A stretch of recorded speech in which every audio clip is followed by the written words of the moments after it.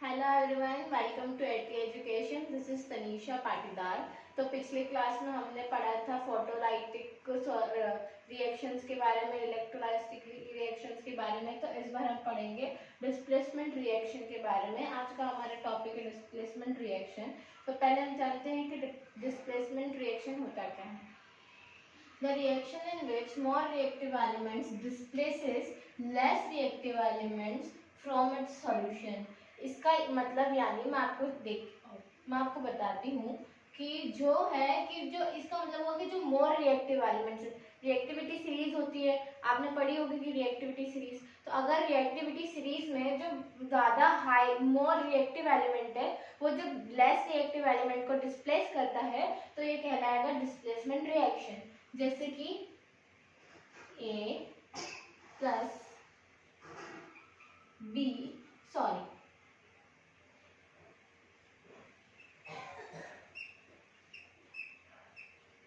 AB plus C is equals to AC plus B। इसमें क्या हुआ कि AB जो था AB प्लस C, मतलब तो B क्या था, लेस रिएक्टिव था, A था और C, A ज्यादा रिएक्टिव था तो A के साथ C आ गया है ना, और B को क्या कर दिया, डिस्प्लेस कर दिया। तो ये क्या हो गया, डिस्प्लेसमेंट रिएक्शन। तो देखिए एग्जांपल है हमारे पास CuSO4 जो कि एक्वस है और प्लस Fe। तो क्या बना, FeSO4 प्लस CuSO4 क्या होता है, कॉपर सल्फेट, और Fe क्या होता है, आयरन, जो कि सॉलिड में होता है, और CuSO4 एक्वस सॉल्यूशन है। तो क्या बना, CuSO4। तो SO4 क्या था, रिएक्टिविटी सीरीज में लेस रिएक्टिव है SO4। इसका मतलब जो Cu था, कॉपर था, Cu था और SO4 था और Fe था, यानी कि और जो सॉलिड था अपना आयरन।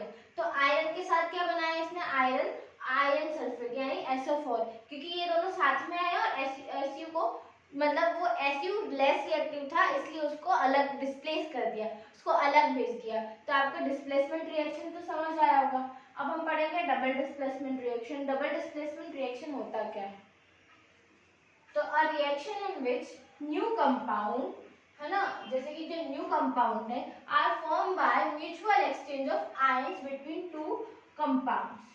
ठीक है, ऐसा रिएक्शन फॉर्म होता है जो कि ऐसे दो रिएक्शन जो ऐसे दो कंपाउंड्स होते हैं जो जिनमें म्यूचुअल एक्सचेंज होता है आयंस का जो कि आपको पता है ना कि प्लस का 2 माइनस का 2, जो आयंस का एक्सचेंज होता है म्यूचुअल एक्सचेंज, उसको हम कहेंगे डबल डिस्प्लेसमेंट रिएक्शन। दो चीजों में मैं आपको बताती हूँ ऐसे, जैसे कि AB plus CD is equals to AC plus BD। ठीक है फ्रेंड्स, इसका मतलब क्या हुआ, AB जो था, AB और CD थे हमारे पास, पर ABCD पर जहाँ आपको पता है रिएक्टिविटी सीरीज में जो हाईली रिएक्टिव बने वो पास पास में आ गए और जो कम लेस रिएक्टिव थे उनको दूर कर दिया, यानी कि उनको डिस्प्लेस कर दिया, दोनों को डिस्प्लेस कर दिया। हाईली रिएक्टिव इधर आ गए और लेस रिएक्टिव इस साइड आ गए। समझ आया, जैसे कि एग्जांपल है अपने पास NaSO4 है ना, Na sodium sulphate aqueous solution है, प्लस BaCl। ठीक है, तो अपना क्या बना, ये BaCl और NaSO4 को जब करा तो पता चला कि SO4 क्या था, ज्यादा रिएक्टिव था और इधर से जो था Ba ज्यादा रिएक्टिव था। ठीक है, तो BaSO4 बन गया और इधर बन गया NaCl जो कि एक्वस सॉल्यूशन रहा और BaSO4 क्या रहा, सॉलिड रहा। तो फ्रेंड्स चलिए अब हमारे नेक्स्ट टॉपिक पे चलते हैं हम। फ्रेंड्स अब हम जानेंगे ऑक्सीडेशन एंड रिडक्शन के बारे में। तो सबसे पहले जानते हैं कि ऑक्सीडेशन रिएक्शन क्या होता है। तो oxidation is a chemical reaction in which involves addition of oxygen, electron atoms and radicals to substance and removal of hydrogen। यानी कि इसमें यह है कि जब किसी भी एलिमेंट या किसी भी कंपाउंड में ऑक्सीजन ऐड होगा तो क्या ऑक्सीजन को इसने क्या करा, गेन किया। जब ऑक्सीजन गेन होगा तो ये ऑक्सीडेशन कहलाएगा, और removal of time means loss of hydrogen के टाइम पे भी ऑक्सीडेशन ही कहलाएगा। यानी कि किसी भी इसमें अगर अपन हाइड्रोजन को लेस करते हैं, मतलब लॉस होता है इसमें, ठीक है फ्रेंड्स, लॉस हो रहा है, तो ये क्या कहलाएगा, ऑक्सीडेशन कहलाएगा। यानी कि गेन करना ऑक्सीजन को और लॉस करना क्या बोलते हैं हाइड्रोजन को, तो फिर हमारा क्या कहलाएगा, ऑक्सीडेशन रिएक्शन। ठीक है फ्रेंड्स, तो अब हम जानते हैं एग्जांपल के थ्रू। इसमें लिखा हुआ है एड O मींस ऑक्सीजन और नेगेटिव आयन, या फिर रिमूवल ऑफ हाइड्रोजन, हाइड्रोजन को रिमूव करना। ठीक है, और हमारे पास एग्जांपल्स है C+O2, यानी कि हमने क्या करा, ऑक्सीजन में कार्बन डाइऑक्साइड को कार्बन में हमने ऑक्सीजन ऐड किया, तो क्या बना, CO2 बनी हमारे कार्बन डाइऑक्साइड गैस में। और अगर हमने जब क्या बोलते हैं हाइड्रोजन को रिमूव किया है, H2S के साथ हमने क्लोरीन Cl को जब हमने किया, तो हमारे पास क्या बना, HCl बना। और हमने इसमें क्या करा, S ने H को मीन्स हाइड्रोजन को हटाया है, लॉस किया है, उसने छोड़ा है उसको, और HCl तब जाके बना है। इसका मतलब हमारे पास सल्फर अकेला रह गया, सल्फर ने रिमूव किया है किसको, H मीन्स हाइड्रोजन को रिमूव किया है, इसीलिए हम कहेंगे ये ऑक्सीडेशन रिएक्शन होगी। आइए हम अब पढ़ते हैं रिडक्शन रिएक्शन के बारे में। रिडक्शन क्या होता है friends, it is a chemical reaction which involves addition of hydrogen और एनी इलेक्ट्रोनेगेटिव एटम और radical to a substance and removal of O2 यानी ऑक्सीजन। ठीक है, तो हम देखिए यहाँ लिखा हुआ है हाइड्रोजन और कोई पॉजिटिव एटम जब ऐड होंगे तो ये क्या कहलाएगा, रिडक्शन कहलाएगा। और जब ऑक्सीजन और नेगेटिव कोई एटम जब रिमूव होंगे यानी कि हटेंगे, तब क्या कहलाएगा, रिडक्शन कहलाएगा। मींस ऑक्सीजन का लॉस होना, ठीक है, और हाइड्रोजन का गेन होना क्या कहलाएगा हमारे लिए, रिडक्शन कहलाएगा, है ना फ्रेंड्स। उसके अलावा हम एक और एग्जांपल देखते हैं H2 + Cl2, यानी कि जब H2 + Cl2, ये तो क्या बना, 2HCl, है ना। हाइड्रोजन जब Cl के साथ ऐड हुआ तो क्या बन गया, हमारा HCl बन गया। ठीक है, और अब हमारे पास क्या है, CuO + H2, जब UO को हटाएगा, रिमूव करेगा, तब है ना हमारे पास क्या बचेगा, Cu + H2O, यानी कि यहाँ पे U ने O को रिमूव किया है। ठीक है फ्रेंड्स, तो हमारा ऑक्सीडेशन एंड रिडक्शन कंप्लीट हो चुका है। अब हम पढ़ेंगे, देखो एक मेन क्वेश्चन है, explain the concept of oxidation and reduction, मतलब इलेक्ट्रॉनिक कॉन्सेप्ट समझाना आपको। ठीक है, तो अब इसमें अब ना ही इलेक्ट्रॉनिक कॉन्सेप्ट में ना ही हाइड्रोजन काम आता है, ना ही ऑक्सीजन आता है। अगर ये जैसे कि मेन बोर्ड एग्जाम में आ जाता है फ्रेंड्स, तो वहां पे अपने मार्क्स कटने के पूरे चांसेस होते हैं। क्यों, क्योंकि हाइड्रोजन भी नहीं लिख सकते कि हाइड्रोजन गेन कर रहा है, ये कर रहा है, या फिर रिडक्शन मतलब ऑक्सीजन का भी नहीं लिख सकते। इसमें हमको पूछा गया है आयंस के बारे में, इलेक्ट्रॉन्स के बारे में, एटम्स के बारे में, तो हम ये नहीं लिख सकते हैं। तो चलिए पहले ऑक्सीडेशन पढ़ते हैं। ऑक्सीडेशन क्या है, according to the electronic concept, oxidation is a chemical reaction which involves lose of one or more electrons by atoms or ions, यानी कि इसमें जब कोई भी इलेक्ट्रॉन्स जब लूज होंगे एटम के द्वारा, तब ये क्या कहलाएगा, ऑक्सीडेशन रिएक्शन कहलाएगा, इलेक्ट्रॉनिक कॉन्फ़िगरेशन में। अब जैसे कि मैं आपको एग्जांपल बताती हूँ कि सोडियम का एटॉमिक नंबर क्या होता है, 11, तो इसकी इलेक्ट्रॉनिक कॉन्फ़िगरेशन क्या बनेगी, 281। ठीक है, 281 बनी। तो जब सोडियम है और 281 बन रहा है, तो अब स्वाभाविक है कि जो 1 है ये सोडियम लूज करेगा कि गेन करेगा, ऑब्वियसली लूज करेगा। ठीक है ना, तो जब ये लूज करता है तब यहाँ पे प्लस का साइन आ जाएगा, और ये जो है यहाँ माइनस का साइन आएगा। क्यों, क्योंकि यहाँ पे एक इलेक्ट्रॉन लूज हो रहा है, इस वजह से। ठीक है, तो ये आपको समझ आ गया होगा कि ऑक्सीडेशन क्या होता है। अब हम जानते हैं रिडक्शन क्या होता है। रिडक्शन सेम उसका उल्टा होता है। रिडक्शन में जैसे कि इसमें क्या होता है, लूज ऑफ वन और मोर इलेक्ट्रॉन्स होता है, तो इसमें क्या हो जाएगा, रिडक्शन में ये होगा फ्रेंड्स, गेन होगा। क्या होगा, गेन होगा। रिडक्शन में गेन होगा वन और मोर इलेक्ट्रॉन्स बाय एटम्स और आयंस के द्वारा। ठीक है, तो आपको रिडक्शन और ऑक्सीडेशन समझ आ रहा होगा। अब आपको इसका एग्जांपल, रिडक्शन का एग्जांपल आपको कमेंट बॉक्स में मुझे बताना है कि इसका एग्जांपल क्या हो सकता है। ठीक है फ्रेंड्स, अब हम चलते हैं हमारे नेक्स्ट टॉपिक की तरफ, रेडॉक्स रिएक्शन। तो फ्रेंड्स, अब रेडॉक्स रिएक्शन क्या होता है?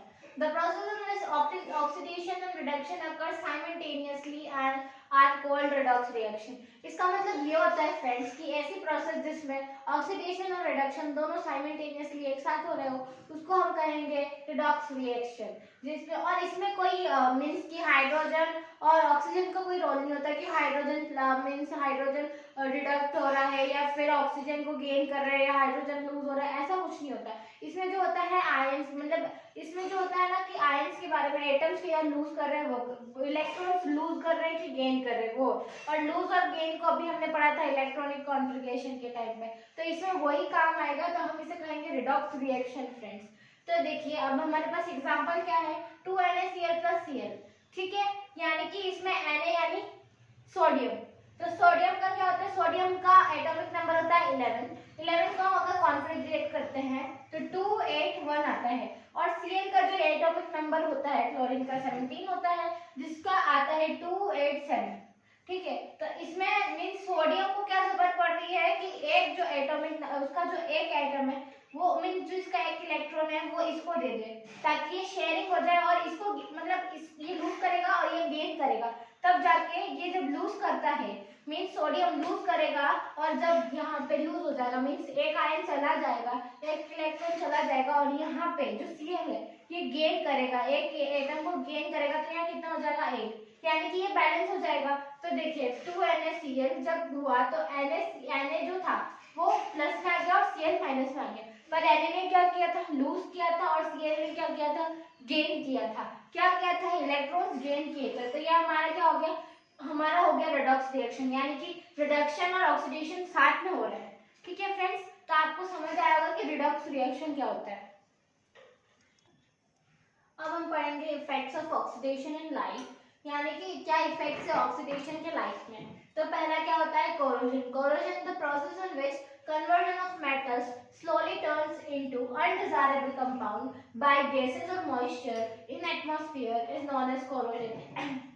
इसका मतलब ये है फ्रेंड्स कि ऐसे कन्वर्जन टाइप, ऐसा मतलब कि मेटल को स्लोली, जो कि एक अनडिजायरेबल मेटल यानी कि अनडिजायरेबल कंपाउंड में जब जो भी कन्वर्ट करता है ऑक्सीडेशन के टाइम पे, मतलब जब गैस, जब मॉइस्चर है या फिर गैस जब एटमॉस्फेयर में वर्क करते हुए जब उस मेटल के ऊपर लगता है तो वो कैसे झुंसा खा जाता है, उसको हम कहेंगे कोरोजन। जैसे कि एग्जांपल हमारे पास है रस्टिंग ऑफ आयरन। जब आयरन, तो आपने देखा होगा आयरन के ऊपर जब हवा जो है अपना ऑक्सीजन, जब वो हवा के कांटेक्ट में जब आयरन आता है ज्यादा दिन तक, तो फिर और उसके ऊपर अगर कोई ऑयल पेस्टल कुछ नहीं, नॉर्मल आयरन हो, तो कैसे आपने देखा होगा ना, जंग आ जाती है उसके ऊपर, मतलब बहुत अजीब सा हो जाता है, काला काला सा दिखने लगता है थोड़ा सा, तो उसको हम कहेंगे कोरोजन। और अगर आपको उस कोरोजन से आपको किसी भी आपको मेटल को, आपको आयरन को बचाना हो, तो आप चाहो तो उसके ऊपर फिर ऑयल पेंटिंग कर दो, यानी कि ऑयल पेंट से आप पेंट कर दोगे तो उससे आपका कोरोजन नहीं होगा आयरन पे, ठीक है फ्रेंड्स। उसके बाद क्या होता है, रैंसिडिटी, यानी कि the oxidation of fats and oils when exposed to air is known as rancidity. इसका मतलब ये हुआ कि जब ऑक्सीडेशन के टाइम पे मीन्स जब जो हवा है वो पैक्ड फूड पे लगती है, तब तो उनमें से स्मेल आने लगती है ज्यादा देर तक। जैसे कि आपने देखा होगा चिप्स के पैकेट्स होते हैं, चिप्स के पैकेट्स के अंदर कौन सी गैस रहती है, नाइट्रोजन गैस रहती है फ्रेंड्स। तो जब चिप्स के पैकेट के अंदर नाइट्रोजन गैस रहती है और अगर वो ज्यादा देर तक खुले रह जाए, अगर उसमें से नाइट्रोजन गैस निकाल दी जाए, नाइट्रोजन गैस चिप्स के पैकेट के अंदर इसीलिए रहती है ताकि वो चिप्स बिगड़े ना, और अगर चिप्स में से नाइट्रोजन गैस निकाल दे और वो हवा के कांटेक्ट में आ जाए तो फिर वो चिप्स बदबू मारने लगती है, बैड स्मेल आती है, बैड टेस्ट हो जाता है, उसका टेस्ट अच्छा नहीं होता है। इसीलिए फ्रेंड्स कहा जाता है कि ऑक्सीडेशन के टाइम पे, यानी कि जब ऑक्सीडेशन होता है, जो फैट्स और फैटी और ऑयली जो चीजें होती है वो जब एक्सपोज होती है ना, हवा में जब एक्सपोज रहती है तब वो रैंसिडिटी कहलाने लग जाती है, और उसका इट लीड्स टू क्या होता है, बैड स्मेल, बैड टेस्ट। तो इसका एग्जांपल ये भी हो गया, चिप्स भी हो गई, इसीलिए मैंने आपको चिप्स का एग्जांपल लेके समझाया। इसमें मैंने आपको आयरन का बता दिया है एग्जांपल। अब हम चलते हैं हमारे नेक्स्ट टॉपिक की तरफ। अब हम पढ़ेंगे एक्सोथर्मिक एंड एंडोथर्मिक के बारे में, एंडोथर्मिक रिएक्शन के बारे में। तो क्या, those reaction in which heat is release are exothermic reaction, यानी इसका मतलब ये हुआ कि ऐसे रिएक्शन जिसमें हीट रिलीज होती है तो वो क्या कहलाएंगे, exothermic reaction. It is indicated by writing heat in the product side. इसका मतलब ये है कि ये हीट लिखा हुआ रहता है प्रोडक्ट साइड की तरफ, यहाँ पे हीट लिखा हुआ है, जैसे कि एग्जांपल अपने पास क्या है, C+O2 कार्बन प्लस ऑक्सीजन, तो क्या बना, हीट की प्रेजेंस में बना, हीट की प्रेजेंस में क्या बना, CO2, ठीक है।